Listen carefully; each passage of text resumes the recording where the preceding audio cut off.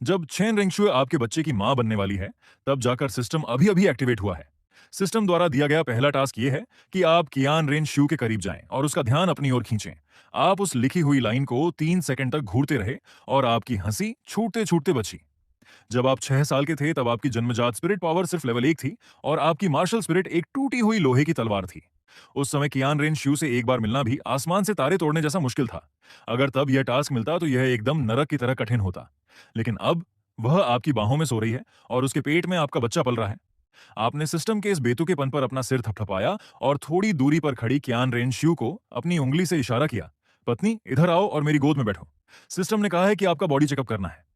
कियान rain शू ने अपनी आंखें घुमाई, फिर भी अपनी कमर को सहारा देते हुए धीरे धीरे आपकी तरफ चलकर आई। उसकी गोरी और कोमल बाहों ने आपकी गर्दन को गले लगा लिया और वह धीरे से आपकी गोद में बैठ गई। ही। सिस्टम का टास्क पूरा। आपके होठों पर एक हल्की सी मुस्कान आ गई और आपने बाज ही पलट दी। आपका बड़ा हाथ कियान रेन शू की कमर पर फिरने लगा और आपने दोनों बाहों में भरकर उसे एक खास अंदाज में अपनी जांघों पर बैठा लिया। पतिदेव, थोड़ा तो नॉर्मल व्यवहार करो ना, आप मुझे परेशान कर रहे हो। आपके गर्म शरीर और तेज होती सांसों को महसूस करते हुए कियान रेन शू की भौहें थोड़ी सी कुड़ गईं और उसने बहुत ही नजाकत और लाड़ भरी आवाज में कहा। वह जानती थी कि उसकी खूबसूरती कम नहीं है और वह आपको किसी भी वक्त बेकाबू कर सकती है, लेकिन वह नहीं चाहती थी कि आप वहीं मौके पर ही शुरू हो जाएं।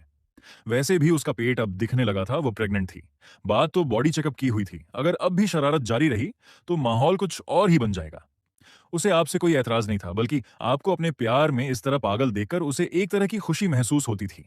लेकिन शाओ वेई अभी भी पास में ही खड़ी थी। थोड़ा मजाक मस्ती तो ठीक था, लेकिन सच में ऐसा कुछ करना बहुत शर्मनाक था। आपने 2 बार धीरे से खांसा और दोनों हाथ फैलाकर पूरी लाचारी दिखाई। आखिर बाहों में इतनी खूबसूरत और कोमल पत्नी हो तो इंसान का बेकाबू होना लाजमी है। शाओ वेई ने एक तरफ खड़े होकर अपना मुंह छिपाकर हंसना शुरू कर दिया। क्या यह महाराज वांगे और महारानी वांगफेई का फ्लर्ट करने का नया तरीका है? दोनों के बीच कितना प्यार है। यह जोड़ी तो उसे बहुत पसंद आ रही थी, जिसे देखकर उसका दिल भी अपने लिए किसी को ढूंढने का करने लगा। दोस्तों से प्यार करना या बॉयफ्रेंड ढूंढना तो आसान है, लेकिन महाराज वांगे जैसा हैंडसम और ताकतवर इंसान मिलना बहुत मुश्किल है।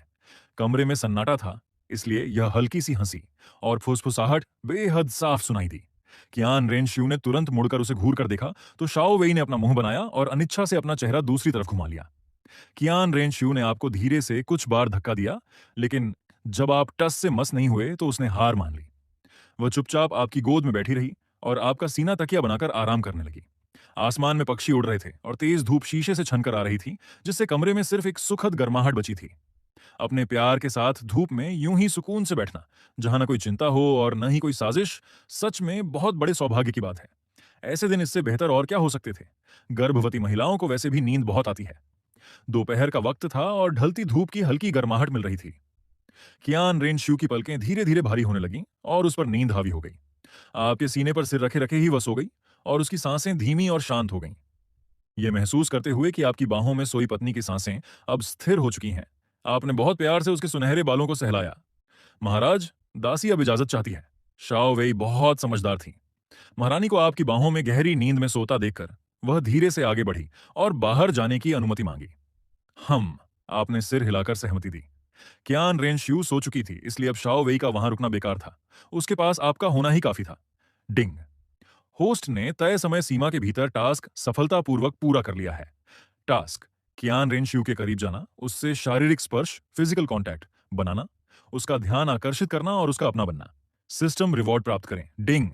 सिस्टम रिवॉर्ड: 10,000 साल पुराना गॉड बेस्टोड स्पिरिट रिंग। डिंग। यह स्पिरिट रिंग अपने आप होस्ट की मार्शल स्पिरिट से जुड़ गई है। ठीक उसी समय सिस्टम की अचानक आई आवाज ने उस पूरे माहौल के सुकून को भंग कर दिया। आपके सामने टास्क पूरा होने का नोटिफिकेशन पॉपअप हुआ और तुरंत ही एक बेहद ताकतवर ऊर्जा आपके शरीर में समा गई, जो नसों से होती हुई आपके पूरे शरीर में फैल गई। इस ताकत ने आपकी नसों को और मजबूत बना दिया और शरीर की हर एक कोशिका ऊर्जा से भर गई। आपने मन ही मन विचार किया और सीधे अपनी स्पिरिट रिंग प्रकट कर दी। शूम! एक बेहद खौफनाक और शक्तिशाली आभा आपके शरीर से बाहर निकली। एक ऐसी चमक जो धरती से आसमान तक को चीर सकती थी और सब कुछ नष्ट करने की ताकत रखती थी। ठीक इसके बाद आपके पीछे अचानक एक बेहद खौफनाक दृश्य उभरा। एक तलवार जो इतनी काली थी कि चमक रही थी और जिससे एक दुष्ट प्रचंड ऊर्जा निकल रही थी। यह आपकी वह super god level martial spirit थी जो टाइटल डोलवो बनने के बाद जागृत हुई थी। God slayer sword. ये तलवार खास तौर पर देवताओं का वध करने के लिए ही बनी थी। अपनी पूरी जीवन ऊर्जा को जलाकर ये एक ऐसा हमला कर सकती थी जो दुश्मन के साथ साथ सब कुछ नष्ट कर दे। इसकी संहारक शक्ति असुरा डेमन स्वॉर्ड से भी कहीं ज्यादा थी। जैसे ही इसकी घनी मारक ऊर्जा चारों तरफ फैली, कमरे का तापमान तुरंत कई डिग्री नीचे गिर गया। शू शू शू, आपके शरीर से एक एक करके सोल रिंग्स प्रकट होने लगे और धीरे धीरे आपके पैरों के नीचे आकर टिक गए। एक के बाद एक जुड़ते हुए वहां पूरे 9 रिंग्स थे।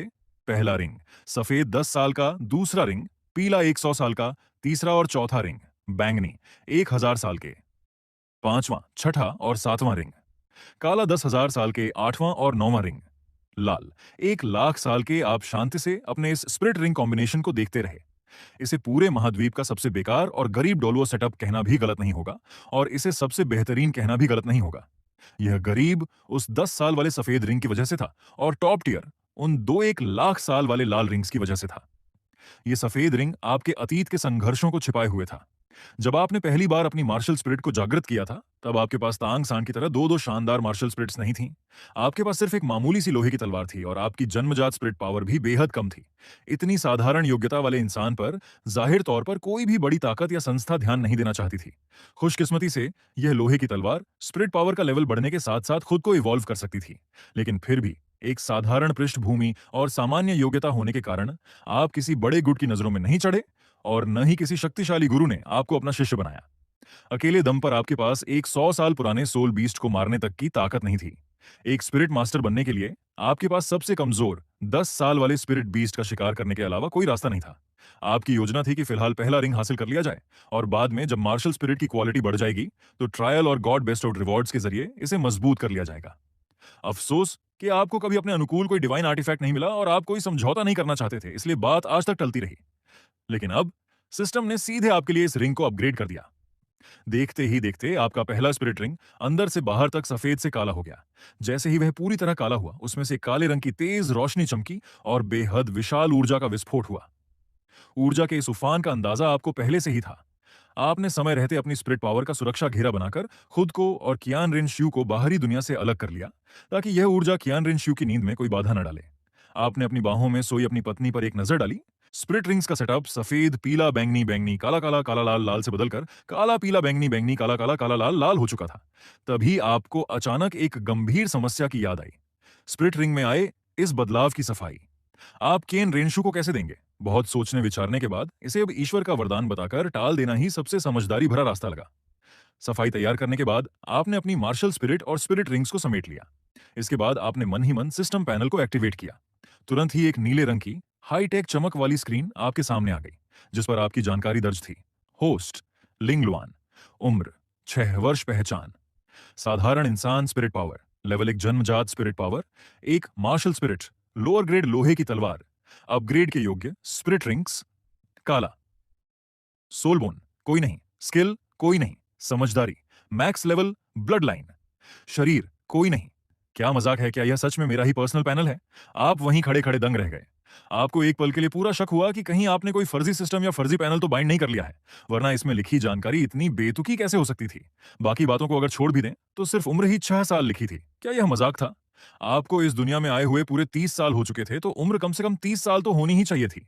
इसके अलावा आप इस समय 99वें लेवल के पीक लिमिट डॉलुओ और दुनिया के सबसे ताकतवर इंसान थे, लेकिन पैनल पर आपकी स्पिरिट पावर सिर्फ लेवल 1 दिख रही थी। आपको अब पक्का यकीन हो चला था कि यह सिस्टम न सिर्फ 24 साल देर से आया है, बल्कि इसके टास्क और पर्सनल डाटा भी 24 साल पहले के वक्त पर ही अटके हुए हैं, वरना यह इतना बेतुका कैसे हो सकता था? सिस्टम अभी कौन सा साल चल रहा है? डिंग डॉलुओ कैलेंडर वर्ष 2621। ये देखकर आप हैरान रह गए। बाहर तो डॉलुओ कैलेंडर का वर्ष 2645 आने को था। श्रेक एकेडमी भी हेवेंडो सिटी शिफ्ट होकर लैनबा एकेडमी के साथ मर्ज होने की तैयारी में थी, लेकिन सिस्टम बता रहा था कि अभी 2621 चल रहा है, यानी ठीक वही साल जब आप 6 साल के थे और आपकी मार्शल स्पिरिट जागृत हुई थी। आपका अंदाजा एकदम सही निकला। यह सिस्टम सच में निशब्द कर देने वाला था। यह सिर्फ लेट ही नहीं था, बल्कि इसका समय उसी साल पर जम गया था जब आपने अपनी स्पिरिट पावर जागृत की थी। श्रेक एकेडमी का ख्याल आते ही आपको मुख्य किरदार तांग सान की याद आई। वह लड़का शायद इस समय 40वें लेवल के आसपास होगा। वह तांग सान चाहे जिस भी लेवल पर हो, अगर उसने मुझसे उलझने की हिम्मत की तो एक थप्पड़ में उसका काम तमाम कर दूंगा। जब बात अजेय होने की आती है तो मैं कभी किसी से नहीं डरा, और अब तो मेरी martial spirit god slayer swords है, जो बनी ही देवताओं का संहार करने के लिए है। अगर तांग सांसों में लेवल गॉड स्टेटस पर भी पहुंच जाए, तब भी मुझे कोई डर नहीं है। अगर उसके पास डुअल गॉड सीड्स भी हुई, तो भी मेरे पास वर्ल्ड एंडिंग सैक्रिफाइस नाम का अंतिम थ्रुप का पत्ता मौजूद है। कहानी के हिसाब से देखें तो कियान खियन रेंगस्यू को भी अब एंजल 9 ट्रायल्स की तैयारी शुरू कर देनी चाहिए। लेकिन यह सब बच्चे के जन्म के बाद ही होगा। एंजल 9 ट्रायल्स में मेरे दादा ससुर कियन डाओ ल्यू को खुद की सैक्रिफाइस देनी पड़ती है। इस समस्या का समाधान मुझे हर हाल में ढूंढना होगा। आखिर वो कियान रेन श्यू के गिने चुने सगे संबंधियों में से एक हैं। हालांकि मेरी मौजूदा ताकत के साथ यह फिलहाल संभव नहीं है। खैर, जो भी झंझट हो, उन्हें सिस्टम पर छोड़ देना ही बेहतर है। बने बनाए सहारे का इस्तेमाल न किया जाए तो फिर किस्मत का फायदा उठाने वाले मुख्य किरदार कैसे कहलाएंगे। उसी समय हेवन डॉ के शाही महल के भीतर एम्परर जुए ये ने चुपके से क्राउन प्रिंस सुएचिंग हैं, जो वास्तव में कियान रेन श्यू का छद्म रूप है, प्रिंस श्यूशिंग और बाकी राजकुमारों को बुलाया। सभी के पहुंचते ही उन्होंने बिना कोई बात किए एक गुप्त तंत्र को घुमाया, जिससे एक गुप्त कमरे का दरवाजा खुल गया और वे सबको लेकर अंदर चले गए। श्वे किंघे और बाकी राजकुमारों ने बिना कोई सवाल पूछे चुपचाप उनका पीछा किया। श्वे सिंह सम्राट श्वे ये ने देखा कि प्रिंस श्वे सिंह बाहर ही ठिठक कर खड़े हैं, तो उन्होंने भारी आवाज में उन्हें पुकारा। प्रिंस श्वे सिंह की आंखों में एक पल के लिए हिचकिचाहट कौंधी, लेकिन आखिरकार वे भी अंदर आ गए। जब सब लोग अंदर आ गए तो सम्राट श्वे ये ने गुप्त कमरे का दरवाजा धीरे धीरे बंद कर दिया। यह गुप्त कमरा एक खास धातु सामग्री से बना था, जिसे सोल मास्टर्स की जांच और जासूसी को रोकने के लिए तैयार किया गया था। इसके अंदर कई गुप्त सुरंगें भी थीं जो सीधे शहर के बाहर निकलती थीं। हालांकि आम दिनों में उन्हें विशाल पत्थरों से बंद रखा जाता था और उनका इस्तेमाल नहीं होता था। बड़े भाई सम्राट, आपने अचानक मुझे और सभी राजकुमारों को यहाँ क्यों बुलाया है? आखिर बात क्या है? प्रिंस श्वे सिंह के चेहरे पर उलझन साफ दिख रही थी। वे सच में नहीं समझ पा रहे थे कि सम्राट श्वे ये ने इतनी जल्दबाजी और रहस्यमयी तरीके से सबको क्यों इकट्ठा किया है, जैसे वे किसी बहुत बड़े षड्यंत्र की योजना बना रहे हों। बाकी राजकुमार भी उत्सुकता से भर गए और सम्राट श्वे ये की तरफ देखने लगे। सम्राट श्वे ये ने बात को घुमाने की कोशिश नहीं की। उन्होंने अपना गला साफ किया और गंभीर आवाज में एक एक शब्द पर जोर देते हुए कहा, मैंने तुम सबको अचानक यहां बुलाया है, तो जाहिर है कि बात साधारण नहीं है। रीजेंट की पत्नी कियान रेन श्यू गर्भवती हैं। यह वाक्य किसी उल्कापिंड के समुद्र में गिरने जैसा था, जिसने तुरंत एक भयंकर तूफान खड़ा कर दिया। श्वे किंघे और बाकी राजकुमारों की प्रतिक्रिया सबसे तेज और हैरान करने वाली थी। प्रिंस श्वे सिंह की आंखें भी फटी की फटी रह गईं। बड़े भाई, पिताजी, आप ये क्या कह रहे हैं? रीजेंट की पत्नी प्रेग्नेंट है। श्वे किंघे को छोड़कर बाकी सभी राजकुमारों के मन में यह एक भयंकर झटका था। रीजेंट की पत्नी कियान रेनश्यू किसी भी कीमत पर गर्भवती नहीं होनी चाहिए थी। कोई भी महिला मां बन सकती थी, लेकिन वह नहीं। अगर उसका कोई वारिस पैदा हो गया तो गुए राजवंश का अस्तित्व सच में हमेशा के लिए खत्म हो जाएगा और हेवेंडो साम्राज्य पूरी तरह से दूसरों के हाथों में चला जाएगा। हालांकि रीजेंट और उनकी पत्नी हेवेंडो साम्राज्य पर शासन कर रहे थे, लेकिन वे दोनों असाधारण प्रतिभा के धनी थे और भविष्य में उनका गॉड बनना तय था। देवता कभी नश्वर इंसानी दुनिया के मामलों में दखल नहीं देते। जब वे देवलोक चले जाते तो देर सबेर साम्राज्य का शासन वापस श्वे परिवार के हाथों में ही आ जाता, लेकिन जैसे ही उनके घर संतान पैदा होगी, पूरा मामला ही बदल जाएगा। माना कि दोनों माता पिता बेहद प्रतिभाशाली थे, लेकिन जरूरी नहीं कि बच्चा भी वही अलौकिक प्रतिभा हासिल करे। अगर उसने केवल मार्शल स्पिरिट विरासत में पाई और शीर्ष स्तर की प्रतिभा नहीं पाई, तो इस बात की पूरी संभावना थी कि वह बच्चा डोलुओ महाद्वीप पर ही रुक जाएगा और अगला रीजेंट बन जाएगा। इसके अलावा रीजेंट की पत्नी स्पिरिट हॉल की यंग मिस्ट्रेस और एंजेल कियान घराने की उत्तराधिकारी थी। उसके बेटे के पीछे पूरा का पूरा स्पिरिट हॉल खड़ा होगा। स्पिरिट हॉल के समर्थन से रीजेंट का पद चट्टान की तरह मजबूत रहेगा और पीढ़ी दर पीढ़ी आगे बढ़ता रहेगा। इसके बाद हेवेंडो साम्राज्य की सत्ता कभी भी वापस श्वे परिवार के हाथों में नहीं लौट पाएगी। पिताजी, क्या यह खबर सच है? बड़े राजकुमार श्वे चिंगहे के चेहरे पर गहरी चिंता और गंभीरता छा गई। सम्राट श्वे ये की आंखें अचानक तीखी हो गईं और उन्होंने ठंडी हंसी हंसते हुए कहा, क्या मैं तुम लोगों के साथ ऐसी बात पर मजाक करूंगा? उसका पेट अब साफ दिखने लगा है, भला इसमें क्या झूठ हो सकता है? बड़े भाई, तो आपकी क्या योजना है? आप क्या करने की सोच रहे हैं? काफी देर की खामोशी के बाद प्रिंस श्वे सिंह ने भारी आवाज में पूछा। सम्राट श्वे ये ने कुछ नहीं कहा, बस अपना हाथ उठाया और अपनी गर्दन पर फेरते हुए गला काटने का इशारा कर दिया। श्वे किंगहे की भौहें थोड़ी सिकुड़ गईं। प्रिंस श्वे सिंह भी उनका इशारा समझ गए, लेकिन वे पूरी तरह चुप रहे। ये कोई मामूली बात नहीं थी। जरा सी भी चूक का मतलब था सर्वनाश। सबको चुप देखकर सम्राट श्वेये के चेहरे पर खौफनाक किलिंग इंटेंट छा गया। मेरा इरादा बिल्कुल साफ है। हेवेंडो की सत्ता किसी बाहरी के हाथों में नहीं जा सकती। वह बच्चा किसी भी हाल में पैदा नहीं होना चाहिए, उसे पेट में ही मारना होगा। उन्होंने एक क्रूर हंसी के साथ बेहद बेरहम लहजे में आगे कहा, सब जानते हैं कि एक नवजात बच्चा या भ्रूण बेहद नाजुक होता है। जैसे जैसे महीने बढ़ते हैं, बच्चे और मां की जान एक दूसरे से और गहराई से जुड़ जाती है। गर्भावस्था के 10 महीनों में जरा सी भी चूक हो जाए तो मां और बच्चा दोनों एक साथ दम तोड़ देते हैं। बात जब इस हद तक आ गई तो आगे कुछ भी कहने की जरूरत नहीं थी। कमरे में मौजूद हर शख्स पूरा खेल समझ चुका था। प्रिंस श्वे सिंह और दूसरे राजकुमार पूरी तरह सन्नाटे में आ गए। सम्राट श्वे ये सिर्फ उस होने वाले बच्चे की जान नहीं चाहते थे, वे तो कियान रेनशू का भी पूरी तरह सफाया करना चाहते थे। शाही परिवार की बहु हस्ती के खिलाफ साजिश रचना वैसे ही आग से खेलने जैसा बेहद खतरनाक दांव था, जिसमें जरा सी गलती सीधे सर्वनाश की ओर ले जा सकती थी। लेकिन फिर भी एक छोटी सी उम्मीद यह थी कि भ्रूण बहुत नाजुक होता है और गर्भवती महिला के साथ गर्भावस्था में हादसा होना कोई अनहोनी बात नहीं मानी जाती। लेकिन अगर उन्होंने कियान रेनशू को भी हाथ लगाया तो हेवनडॉ का शाही परिवार शायद सीधे पूरे वंश के विनाश का कारण बन जाएगा। इसलिए उन दोनों प्रिंस श्वे सिंह और दूसरे राजकुमारों की बात आगे बढ़ाने की हिम्मत नहीं हुई। चारों राजकुमारों में से क्राउन प्रिंस शूचिंग है, जो वास्तव में कियान रेनशू का छद्म रूप है, की आंखें गहरी और रहस्यमयी हो गईं। उसने पहले ही अंदाजा लगा लिया था कि उसके पिता सम्राट उस होने वाले बच्चे पर हमला करेंगे, लेकिन उसने यह नहीं सोचा था कि वे इतने बेरहम होंगे कि मां और बच्चे दोनों का एक साथ सफाया, एक तीर से दो शिकार करना चाहेंगे। काफी देर बाद प्रिंस श्वे सिंह ने एक गहरी सांस ली और उनका गला भारी हो गया। बड़े भाई, क्या आप सच में ऐसा करने के लिए पूरी तरह आश्वस्त हैं? क्या आपको अंदाजा है कि ऐसा करने का अंजाम क्या होगा? हमें जिसका सामना करना पड़ेगा वह रीजेंट का भयंकर और विनाशकारी गुस्सा होगा, और साथ ही रीजेंट की पत्नी के पीछे खड़े पूरे वुहान हॉल का भयंकर भूचाल। इन दोनों में से कोई भी एक ऐसी आफत नहीं है जिसे शिव शाही परिवार बर्दाश्त कर सके। ऐसा कदम उठाना सीधे सीधे हमारे पूरे राजवंश को विनाश की आग में धकेल देगा। उन्होंने बेहद गंभीर चेहरा बनाकर एक एक खतरे का बारीक विश्लेषण किया, जो कि कोई डराने या बड़ा चढ़ाकर कही गई बात बिल्कुल नहीं थी। स्प्रिट हॉल इस पूरे महाद्वीप की सबसे बड़ी और ताकतवर संस्था थी, जिसके पास सबसे ज्यादा सोल मास्टर्स थे, और आम जनता के दिलों में उनका रुतबा साम्राज्यों से भी ऊपर था। वे वैसे भी किसी के बस के नहीं थे, और जहां तक रीजेंट का सवाल था, वे तो उससे भी ज्यादा खौफनाक थे। उस समय जब उन्होंने दरबार के सभी मंत्रियों को दबाकर रीजेंट का पद हासिल किया था, तो वह सिर्फ और सिर्फ अपनी अपार ताकत के दम पर किया था। उस वक्त वे पहले से ही 98वें लेवल के सुपर डोलवो, इंसानी दुनिया की सर्वोच्च ताकत और महाद्वीप के चौथे सबसे शक्तिशाली योद्धा थे। सम्राट श्वेये के चेहरे पर एक तिरस्कार भरी मुस्कान आ गई और उन्होंने सिर हिलाते हुए ठंडी हंसी हंसी।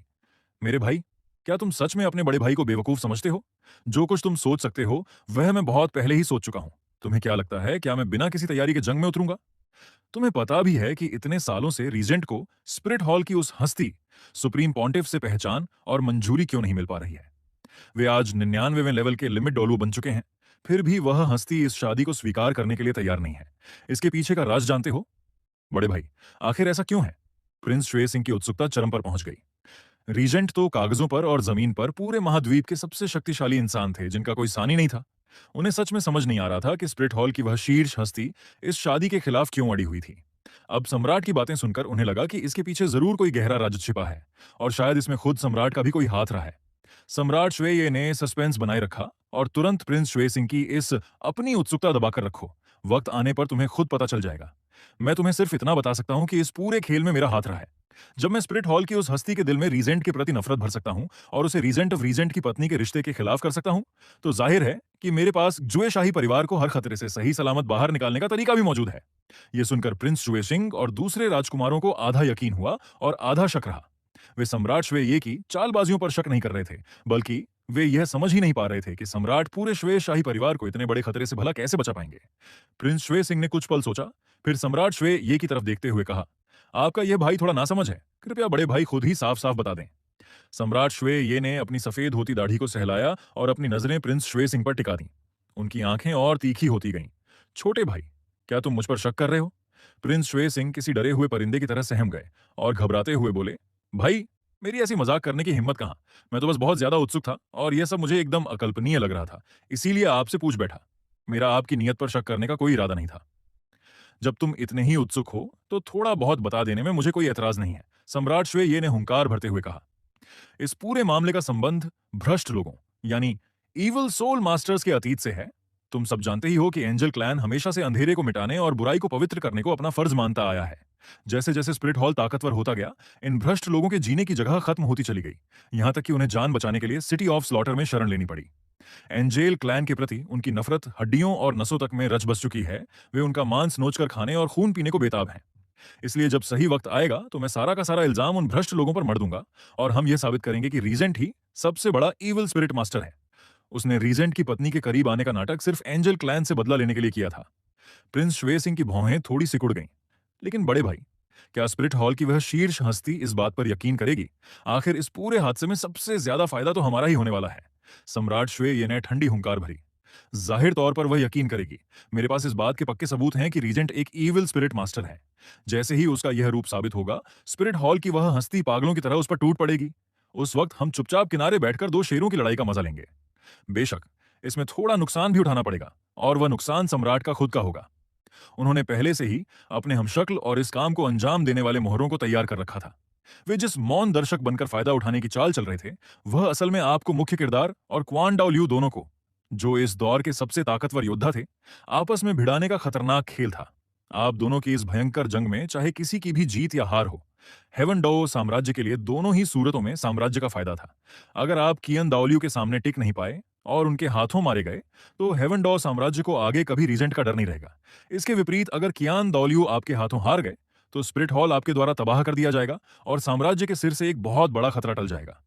रही बात आपकी, तो आपकी अलौकिक प्रतिभा के दम पर आपका गॉड बनना तय था। एक बार जब आप गॉड रियल्म चले जाते, तो आखिरकार साम्राज्य की सत्ता वापस जुए शाही परिवार के हाथों में ही लौट आती। यह सब सुनकर प्रिंस शू एक्सिंग और दूसरे राजकुमारों के मन में गहरी उत्सुकता जागी कि आखिर वह कौन सा पक्का सबूत था। ये मेरा सबसे बड़ा तुरुप का पत्ता है। काम पूरा होने के बाद तुम लोगों को खुद ही पता चल जाएगा। सम्राट श्वेये ने उनकी मन की बात ताड़ ली, लेकिन कुछ भी बताने का उनका कोई इरादा नहीं था। यह उनका आखिरी दांव था, और जो बात आखिरी दांव की हो, वह सिर्फ एक ही इंसान को पता होनी चाहिए। इस काम को अंजाम देने कौन जाएगा? सम्राट श्वेये ने कुछ पल विचार किया और अपनी नजरें सभी पर घुमाईं। गुप्त कमरे में सन्नाटा छा गया। अगर बात सिर्फ पेट में पल रहे बच्चे को मारने की होती, तो शायद वे दांत भींचकर हिम्मत कर भी लेते, लेकिन मां और बच्चे दोनों का एक साथ सफाया करना, इस बात से हर किसी का दिल कांप रहा था। सम्राट श्वेये ने चारों तरफ देखा, और जब किसी ने कोई जवाब नहीं दिया, तो उन्होंने खुद ही चुनाव किया। उनकी नजर सीधे क्राउन श्वे किंग है, जो वास्तव में कियान रेनशू का छद्म रूप है, पर जाकर टिक गई। श्वे किंघे के दिल में एक बहुत ही अनहोनी आशंका जागी। अगले ही पल सम्राट श्वेये की बातों ने उसके शक पर मुहर लगा दी। उन्होंने श्वे किंघे की तरफ इशारा करते हुए बेहद गंभीर लहजे में कहा, किंघे, तुम इस साम्राज्य के क्राउन प्रिंस हो और मेरे सबसे भरोसेमंद बेटे हो। ये काम मैं तुम्हें ही सौंपता हूं। थोड़ा रुककर सम्राट श्वे ये भी जानते थे कि यह काम बेहद कठिन है, और शायद श्वे किंघे इसे दिल से न करना चाहे।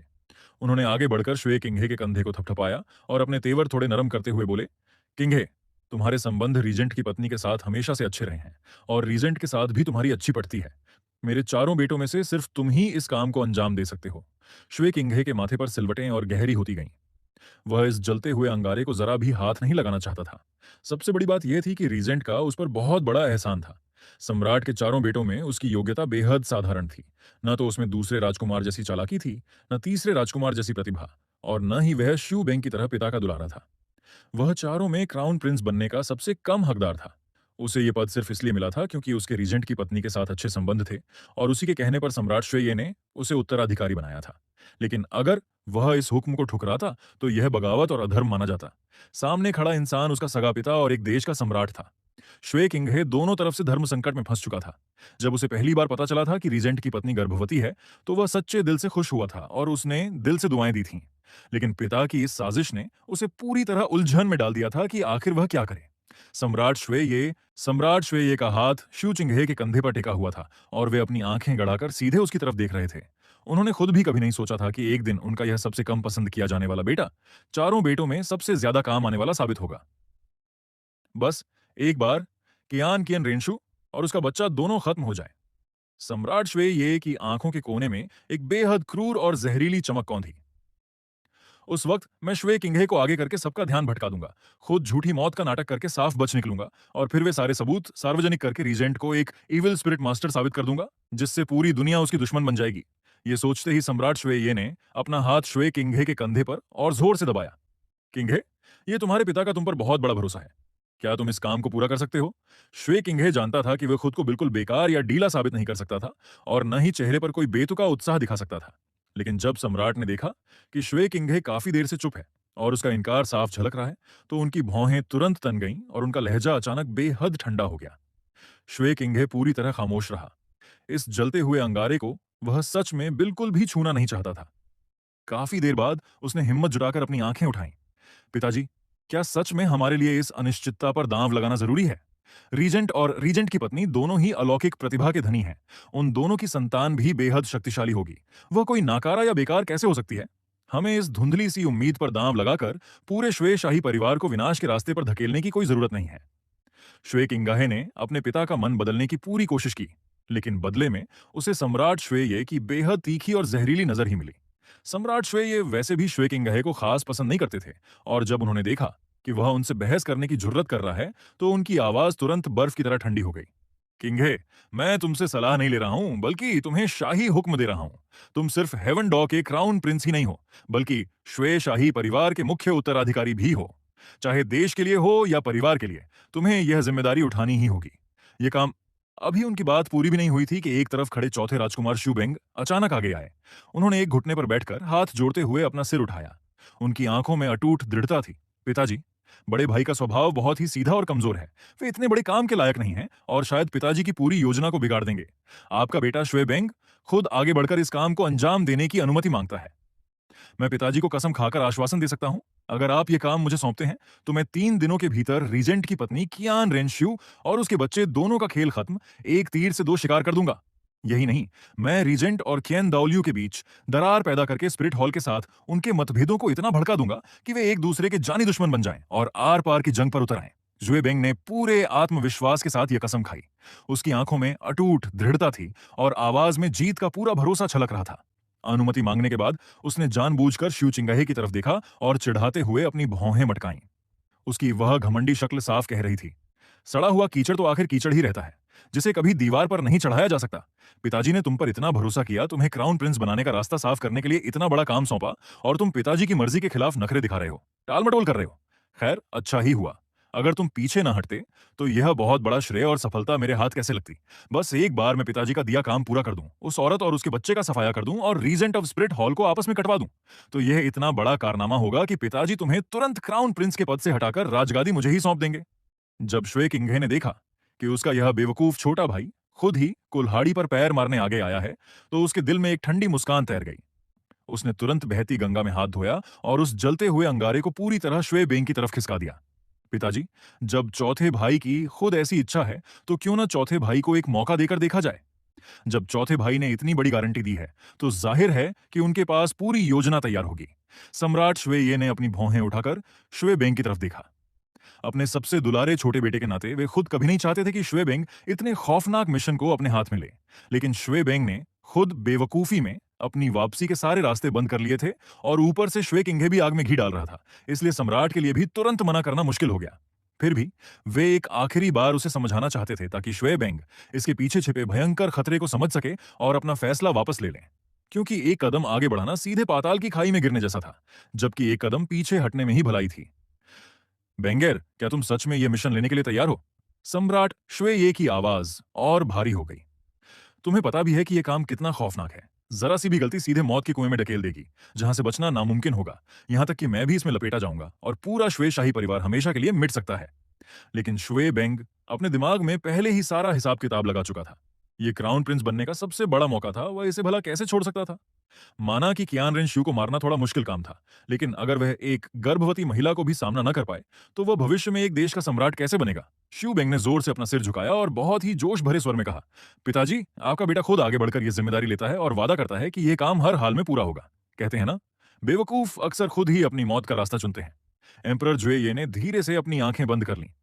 हाँ पिताजी, जब चौथे भाई ने खुद आगे बढ़कर यह जिम्मेदारी ली है, तो उन्हीं को यह काम करने दीजिए।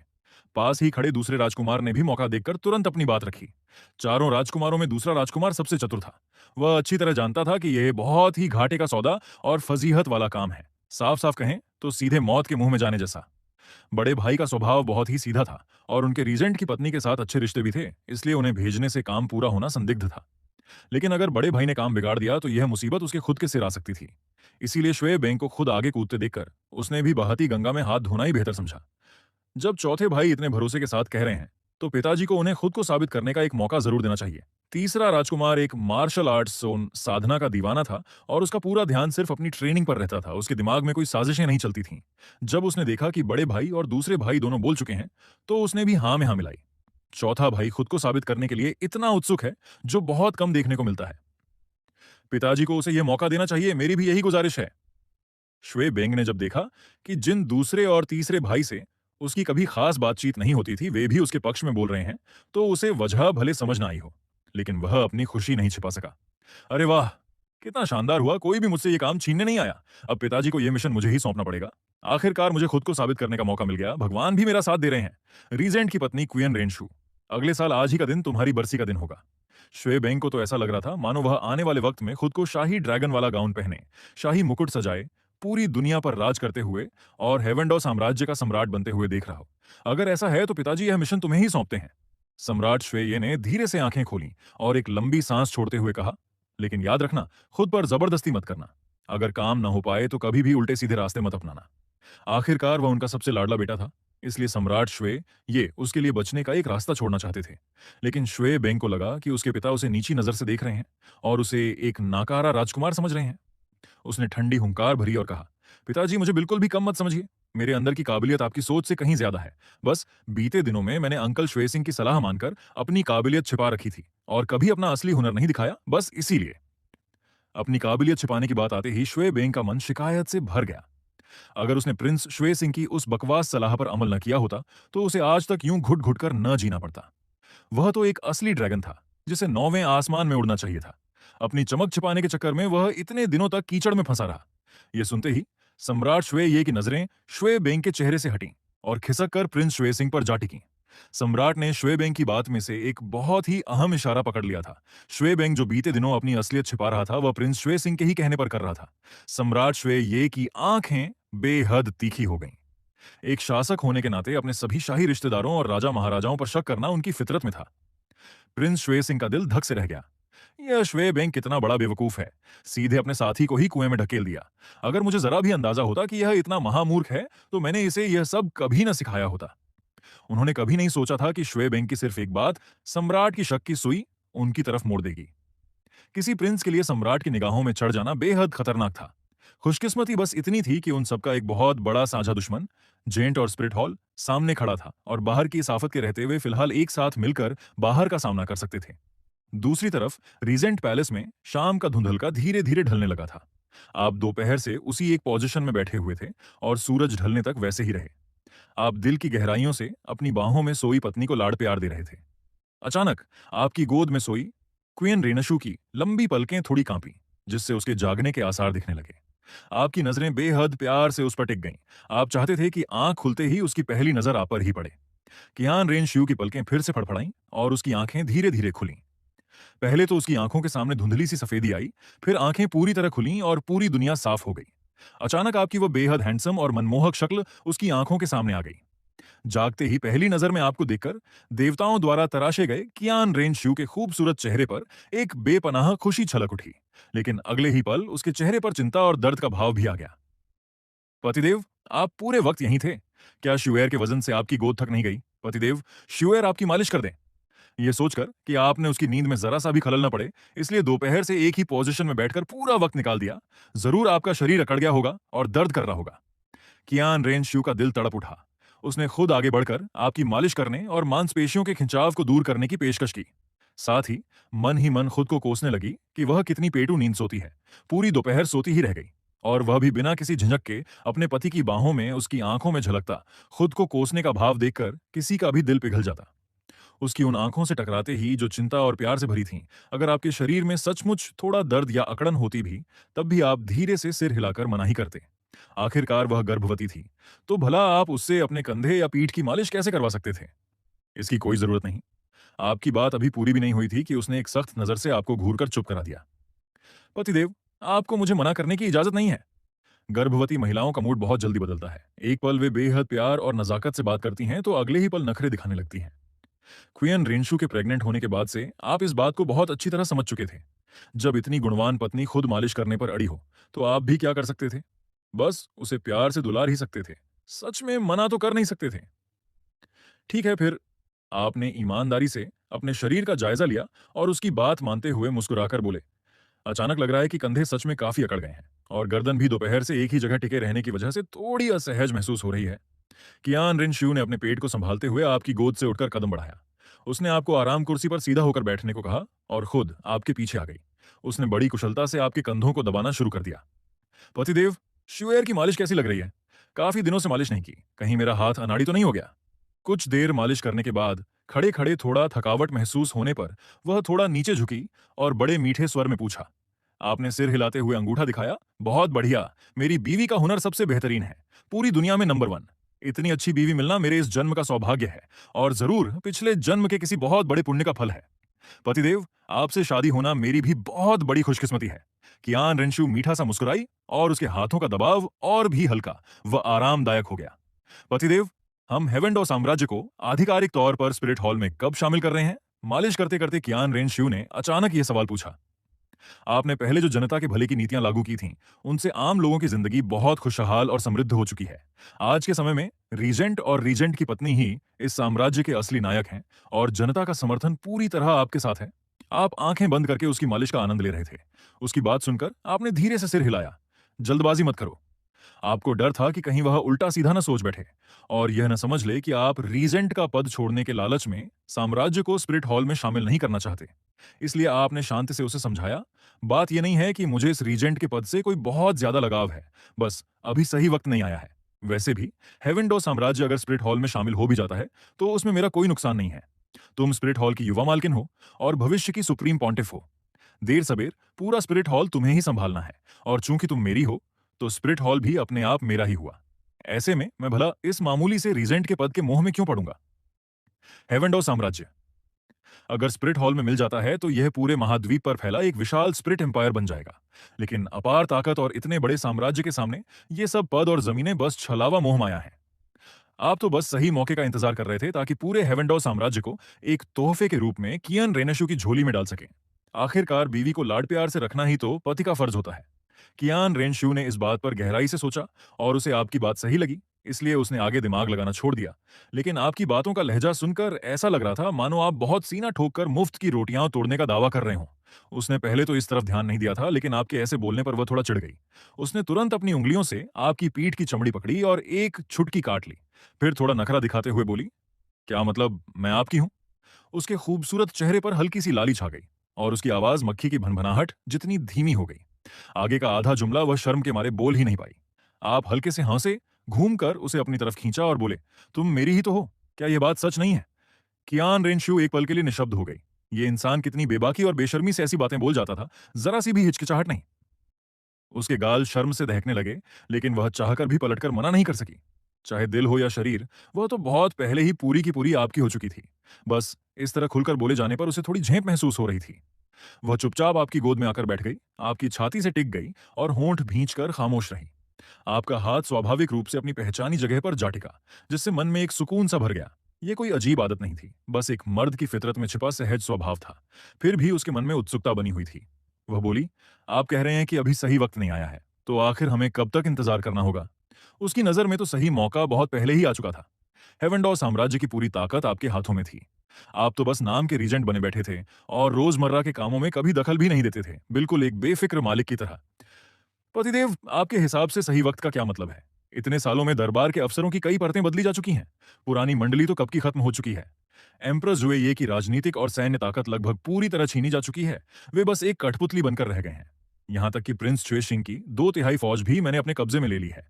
उसकी नजरों में अगर आज शाही परिवार का सरनेम बदल भी दिया जाए तो किसी की हिम्मत नहीं होगी कि विरोध में एक शब्द भी बोल सके। अगर यह भी सही वक्त नहीं था तो फिर और क्या होता? आप तो सब अच्छी तरह जानते थे। हालांकि हेवेंडॉ शहर की पूरी सत्ता और सेना कियान रेनशू के हाथ में थी और उसके पास इतनी ताकत थी कि वह बिना एक बूंद खून बहाए सम्राट श्वेये को हटाकर खुद गद्दी पर बैठ सकती थी। लेकिन वह ऐसा नहीं कर सकती थी। बिना किसी जायज वजह या सही नियम के ऐसा करने से पीछे भयंकर बगावत का खतरा बना रहता। दूर दराज के क्षेत्रीय राजा और नवाब गद्दी हथियाने का इल्जाम लगाकर झंडा बुलंद कर देते। आपके हिसाब से सही वक्त न आने का मतलब बस इतना था कि उन्हें सम्राट श्वेये को रास्ते से हटाने के लिए एक बिल्कुल जायज और कानूनी मौका चाहिए था। ग्वे राजवंश को खत्म करने का तोहफा। आपकी नजरें केन रेंगशू के हल्के से उभरे हुए पेट पर जाकर टिक गईं और आपने अपना हाथ बड़े प्यार से उसके पेट पर रख दिया। आपकी आवाज और धीमी हो गई, लेकिन वह सही वक्त बहुत जल्द आने वाला है, क्योंकि कुछ लोगों का सब्र अब जवाब देने लगा है और वे अब शांत नहीं बैठ पाएंगे। कियान रिनशू ये सुनकर थोड़ी उलझन में पड़ गई। उसे आपकी इस गूढ़ बात का सही मतलब समझ नहीं आया। समझ नहीं आया? आपने मुस्कुराते हुए उसे देखा। उसने जोर जोर से सिर हिलाया और बड़े ही नरम स्वर में धीरे से हूं कहा। आपने अपनी उंगली से उसके पेट को हल्के से सहलाया और शांति से समझाया, क्योंकि अब हमारा बच्चा आने वाला है। जरा सोचो, मैं रीजेंट हूं और तुम रीजेंट की पत्नी हो।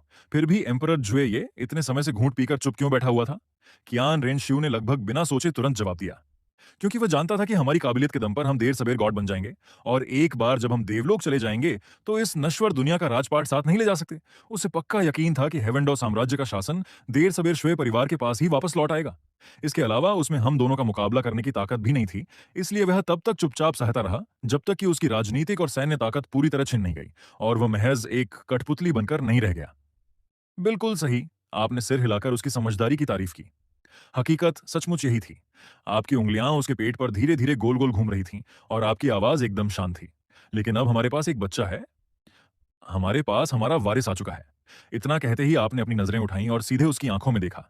आपकी आंखों के पीछे खौफनाक किलिंग इंटेंट कौंध गया और आपने ठंडी हंसी हंसते हुए पूछा, अब तुम खुद सोचो, वे लोग क्या करेंगे? कियान रेनशू जन्मजात बेहद चतुर थी। वह पलक झपकाते ही पूरा खेल समझ गई। उसका चेहरा पल भर में बिल्कुल जर्द सफेद पड़ गया। उसके पूरे शरीर से भयंकर मारक इरादा और बर्फीली हवा जैसा भयंकर गुस्सा उफन पड़ा। वह इस तरह गुस्से से भर गई मानो पाताल की सबसे ठंडी रात में खड़ी हो। उसकी आवाज इतनी बर्फीली हो गई मानो नर्क की गहराइयों से निकल कर आ रही हो। वे मेरे पेट में पल रहे मासूम बच्चे को मारना चाहते हैं। गोल्डन स्पिरिट पावर अचानक उसके शरीर से भयंकर धमाके के साथ बाहर निकली और एक अथाह दबाव चारों तरफ फैल गया। वह झटके से उठ खड़ी हुई और उसकी भौहों के बीच कत्ल करने की जलती हुई आग साफ दिख रही थी। आपको जरा भी शक नहीं था कि अगर इस वक्त उसे बाहर जाने दिया जाता तो वह सीधे हेवेंडो के शाही महल में घुसकर सम्राट श्वेये की गर्दन धड़ से अलग कर देती। सम्राट श्वेये की आपके बच्चे की जान लेने की इस नापाक साजिश पर आपको भी बेहद भयंकर गुस्सा आ रहा था और आपका मारक इरादा कियान रेनशू से जरा भी कम नहीं था। लेकिन इस वक्त जल्दबाजी नहीं की जा सकती थी। अगर अभी हमला किया गया तो बिना किसी वजह के हमला करने का इल्जाम आपके सिर आ जाता। भले ही आप सम्राट श्वेये को पलक झपकाते ही मौत के घाट उतार सकते थे, लेकिन इससे आप पर उंगलियां उठती और आपकी सारी साख जनता के दिलों में बनाई आपकी छवि खराब हो जाती। इतना ही नहीं, इससे चैन रेंगसू की साख और प्रतिष्ठा को भारी नुकसान पहुंचता, जिससे उसकी आस्था की शक्ति खत्म हो जाती। एंजल गॉड आस्था और विश्वास के दम पर ईश्वर का दर्जा हासिल करता है, और अगर भक्त ही हाथ से निकल गए तो उसकी गॉडहुड छिन जाती। यही सबसे मुख्य वजह थी कि आप अपनी ताकत के दम पर साम्राज्य को जबरदस्ती दबाना नहीं चाहते थे। अगर देव पदवी ही नष्ट हो जाती तो कियान रेनशू के गॉड बनने के सारे रास्ते हमेशा के लिए बंद हो जाते। बगावत का सही और जायज कारण पाने के लिए इंसान को सब्र रखना पड़ता है और शिकार के खुद जाल में फंसने का इंतजार करना पड़ता है। जैसे ही आपको भनक लगी थी कि एम्परर ज़ुए माँ बेटे को नुकसान पहुंचाने की सोच रहा है, आपने पहले ही एक बिसात बिछा दी थी और सुरक्षा के पूरे इंतजाम कर लिए थे। मुझे पता है कि तुम्हें बहुत गुस्सा आ रहा है, लेकिन अभी थोड़ा सब्र रखो। आपने तुरंत उसका हाथ थाम लिया ताकि वह गुस्से में आकर कोई ऐसा कदम न उठा ले जिससे पूरा प्लान बिगड़ जाए। लेकिन हाथ पकड़े जाने पर कियान रेनशू शांत होने के बजाय और ज्यादा भड़क गई। उसकी नाराजगी का पारा आसमान छूने लगा और वह गुस्से में आपको घूरने लगी। आपको जब सम्राट श्वेये के इरादों का पहले से पता था तो आप हाथ पर हाथ धरे क्यों बैठे रहे? क्या आप अपनी आंखों से उसे हमारे बच्चे और मुझे नुकसान पहुंचाते देखना चाहते हैं? एक भयंकर शिकायत और अकेलापन अचानक उसके दिल में भर गया। गर्भवती महिलाओं का मूड वैसे भी बहुत जल्दी बदलता है। जो एक पल पहले बेहद शांत और मासूम दिख रही थी, अगले ही पल उसका दिल गहरी कड़वाहट से भर गया। उसे अचानक लगने लगा कि आप उससे प्यार ही नहीं करते। मर्द सच में एक जैसे होते हैं, जब तक हासिल नहीं कर लेते तब तक कद्र करते हैं और मिलते ही सहजना भूल जाते हैं। वह जितना इस बारे में सोचती, खुद को उतना ही बेबस और ठगा हुआ महसूस करती। उसने आपके लिए अपना सब कुछ दांव पर लगाकर आपके बच्चे को अपने पेट में जगह दी थी, और आप उसके साथ ऐसा बर्ताव कर रहे थे। दादाजी कियान दौलियो बिल्कुल सही कहते थे, एक भी मर्द भरोसे के लायक नहीं होता। यहां तक कि जब वह पहली बार आपके साथ रिश्ते में आई थी, तब उस बेहद शांत और बेरुखी रहने वाली औरत सुप्रीम पॉन्टिफ ने भी उसे पहली बार समझाते हुए जो कहा था, वे बातें इस वक्त उसके कानों में गूंजने लगीं। पुरुषों पर कभी भरोसा नहीं करना चाहिए, एक औरत को सिर्फ अपनी ताकत पर अकेले चमकना चाहिए। उस वक्त कियान रेनशू ने उन बातों को हंसकर टाल दिया था। उसे लगा था कि वह औरत शायद उससे जलती है क्योंकि उसे उसका सच्चा प्यार मिल गया था और वह उसकी खुशी बर्दाश्त नहीं कर पा रही थी। लेकिन आज पीछे मुड़कर देखने पर उसे लगा कि शायद वही सही कह रही थी और गलती खुद उसकी थी। आखिर उस औरत ने दुनिया देखी थी और उसका अनुभव कियान रेनशू से कहीं ज्यादा था। वही एक नादान लड़की थी जो प्यार नाम के इस झूठे शब्द पर पागलों की तरह भरोसा कर बैठी। प्यार तो इस दुनिया की सबसे सस्ती और बेकार चीज थी। उसने मन ही मन एक कड़वी मुस्कान मुस्कुराई। उसे इस तरह भयंकर चोट खाए हुए देखना और यह मान लेना कि आप एक बेवफा मर्द हैं, आपको बहुत बेबस कर गया। बेवफाई का यह झूठा इल्जाम आप अपने सिर बिल्कुल नहीं लेने वाले थे। कहते हैं ना कि गर्भावस्था में औरत का दिमाग थोड़ा कुंद हो जाता है, लेकिन आपने कभी नहीं सोचा था कि कियान रेनशू जैसी समझदार और चतुर लड़की भी इस असर से बच नहीं पाई थी। आपने उसके हाथ के पिछले हिस्से को हल्के से सहलाया और बेहद नरम लहजे में बोले, मैं तुम्हें रोक रहा हूं इसका मतलब ये नहीं है कि मैं एम्परर जुएये को खत्म करके इस खतरे को जड़ से मिटाना नहीं चाहता। मेरी अपनी कुछ रणनीतिक वजहें हैं, बस मुझ पर भरोसा रखो। फिर आपने थोड़ा रुककर आगे जोड़ा, और वैसे भी मैंने आज तक कभी तुम्हें निराश किया है क्या? छेन रेंगशू ने धीरे से सिर हिलाया। यह बात बिल्कुल सच थी। आपने आज तक कभी उसे निराश नहीं किया था, लेकिन फिर भी उसकी आंखों में थोड़ी घबराहट बाकी थी। आप जो कह रहे हैं वह सच है ना? मुझसे कोई झूठ तो नहीं बोल रहे? आपने पूरे यकीन के साथ सिर हिलाया। भला तुमसे झूठ क्यों बोलूंगा? कोई भी अनहोनी नहीं होगी, मेरी योजना एकदम अचूक है। और वैसे भी अब ज्यादा इंतजार नहीं करना पड़ेगा। अगर वे इतने बेवकूफ निकले कि खुद चलकर जाल में कूद पड़े, तब तो सब कुछ आसानी से निपट जाएगा। लेकिन अगर उन्हें जरा भी शक हुआ और वे पीछे हटने की सोचेंगे, तो ज्यादा से ज्यादा हम सीधे अपनी ताकत के दम पर उन्हें घुटनों पर ले आएंगे। मेरे पास बैकअप प्लान भी तैयार है, इसलिए बिल्कुल फिक्र मत करो। कियान रेनश्यू का मन आखिरकार शांत हुआ। उसने सिर हिलाते हुए कहा, ठीक है, तो हम शांति से शिकार के खुद जाल में फंसने का इंतजार करते हैं। लेकिन क्या इसमें कोई खतरा तो नहीं होगा? किसी भी अनहोनी से तो डरना ही चाहिए। उसे पूरा भरोसा था कि आप खुद को कुछ नहीं होने देंगे, लेकिन यह मामला पेट में पल रहे बच्चे का था। गर्भ का बच्चा बहुत नाजुक होता है, जरा सी भी चूक बहुत बड़ी आफत ला सकती थी। अपने दिल को पूरी तरह तसल्ली दो, मेरी योजना में कोई चूक नहीं हो सकती। आपने एकदम ठोस लहजे में कहा। आपको अपनी व्यूह रचना पर पूरा यकीन था, और साथ ही यह भरोसा भी था कि आपके बच्चे की किस्मत इतनी कमजोर नहीं है कि कोई उसका इतनी आसानी से बाल भी बांका कर सके। अगर वह इतनी सी भी मुसीबत बर्दाश्त न कर पाए, तो वह आपका बच्चा कहलाने के लायक ही नहीं है। आप 6 साल की उम्र से ही मौत के खेल में तपकर यहां तक पहुंचे थे, तभी आज इस मुकाम हासिल कर पाए हैं। लोहा बिना तपे इस्पात नहीं बनता। बच्चे की जिंदगी भी एकदम सीधी और आसान नहीं होनी चाहिए, उसे भी थोड़ा निखरने का मौका मिलना चाहिए। अगले कुछ दिनों तक मैं दिन रात 24 घंटे तुम्हारे साथ रहूंगा, और किसी को भी तुम दोनों माँ बेटे को नुकसान पहुंचाने का एक मौका तक नहीं दूंगा। पतिदेव, आपको क्या लगता है कि अगर सम्राट श्वे ये हमारे बच्चे को नुकसान पहुंचाना चाहते हैं, तो वे किसको भेजेंगे? कियान रेनश्यू ने कुछ पल सोचा। उसके दिमाग में कुछ नाम कौंधे और उसने आपसे पूछा। आप हल्के से हंसे और अपनी उंगलियों पर गिनती करते हुए उसका विश्लेषण करने लगे। और कौन हो सकता है? सबसे पहला नाम तो क्राउन प्रिंस शूचिंग है, जो वास्तव में कियान रेनश्यू का ही छद्म रूप है का आता है। लेकिन इस बात की पूरी संभावना है कि वह इस काम को हाथ भी नहीं लगाएगा। आखिर उसके हमारे साथ अच्छे ताल्लुकात हैं, और वह तुमसे दोस्ती भी मान चुका है।